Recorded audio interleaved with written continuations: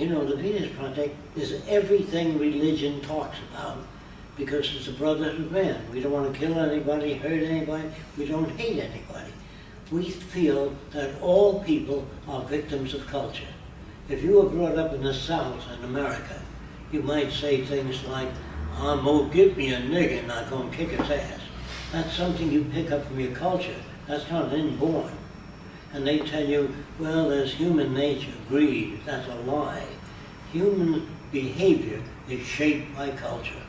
Once you have a younger child, put him on your lap and play with him, and the 7-year-old is standing there with that lower lip out. You are making jealousy and envy, so you always take your older kid and the baby kid on your lap together. You don't say, why can't you be like your brother? Well, because your brother's different than you are, but you will be resentful of favorable treatment for your brother. So in school, when you grade kids, you produce jealousy and envy. When you have, unfortunately, this is going to be harder to change. You can leave this out if you want to. Most sports produce competition, which is not good. If you have a factory and you produce goods 10 times faster than me in my factory, if I share my ideas with you, you lose, I will lose a competitive edge if I have a faster way of doing things. So we keep ideas to ourselves.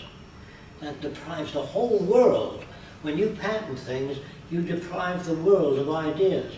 But if we take care of every human being, every inventor, real lifestyles that are beautiful for everybody, art centers, music centers, cultural centers, so kids don't have to hang out in malls.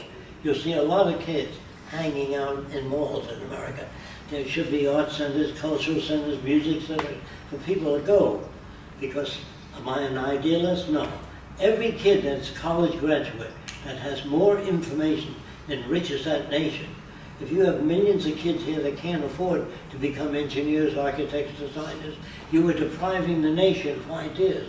The more businessmen you turn out, the more shafting of the public. A businessman is out there to make money. Proof. If the United States loved its people, it would never permit cigarettes. Cigarettes always produce cancer. It may take 20 years or 15 years, but it always produces cancer of the lung and damages the heart. Now, if you say no to smoking, that's no good.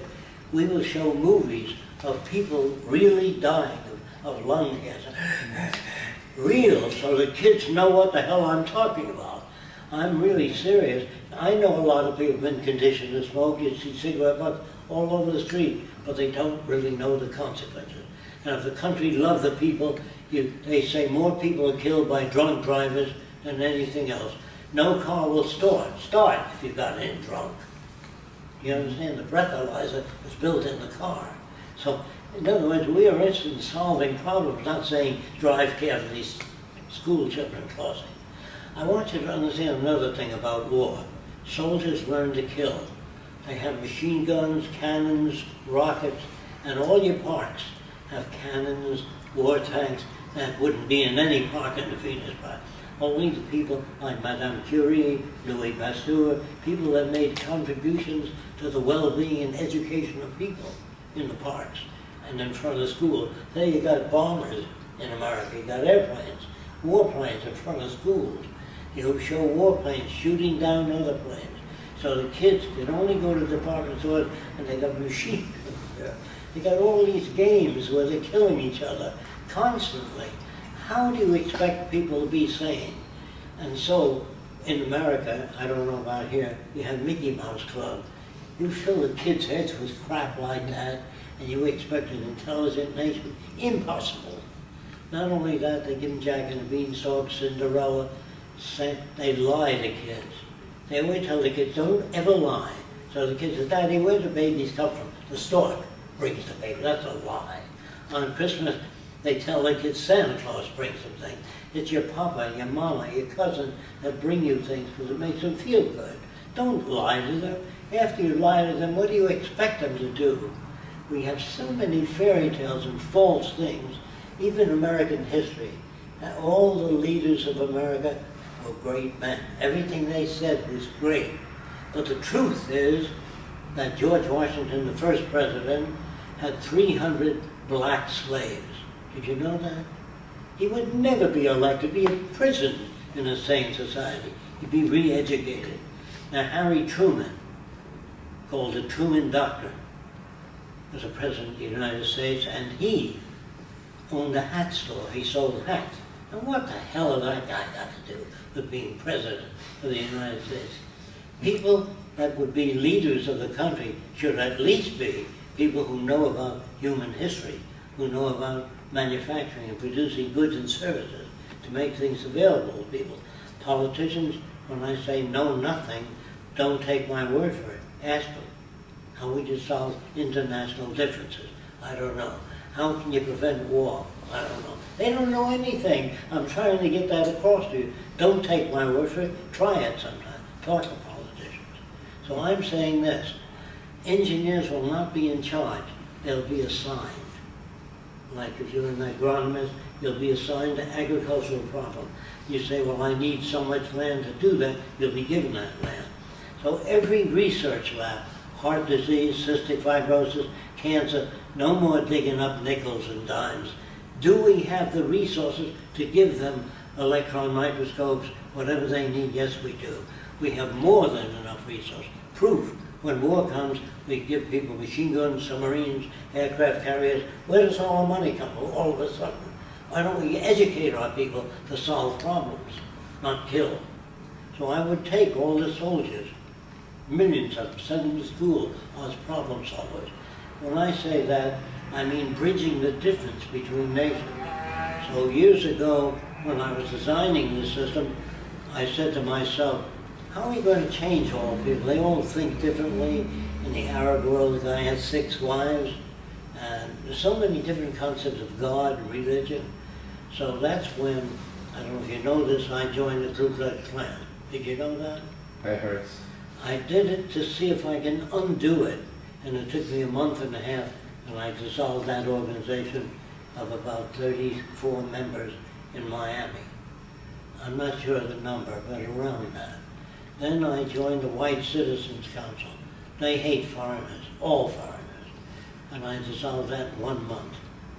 Then I went back to Brooklyn. I said to people there, what are the most backward people in the area? They said the Arabs. You know this story? No. And I said, what makes you think they're backward? They still believe the earth is flat.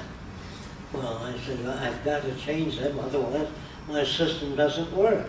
Put it to test, just like engineers do. They drop airplanes, they break the wings. See if your theories, Jacques, work. So I called up, always worked with the chief of the Ku Klux Klan, the leader of the Arab group.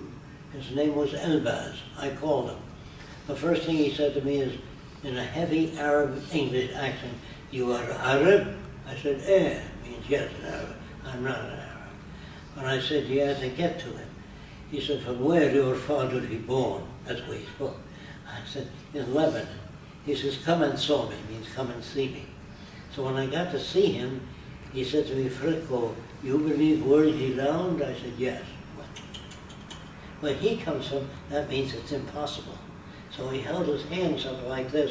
He says, if the world he round, man fall me down here. All the water he fall me down. Only on top he no fall me down. That's why he spoke. So I said, boy, I've got to get to that guy. So I took a rubber balloon, which I brought, and I had him hold it in his hand, and I rubbed it with fur fast. Then I put cornflakes in his hand, and told him to hold his hand away from the balloon. And when you charge it electrically, all the cornflakes jump up to the balloon. And he saw that in his jaw.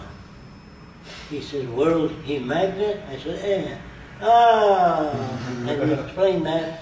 2.5 hours, I turned a lifelong belief around. But not by arguing with him, not by calling him names.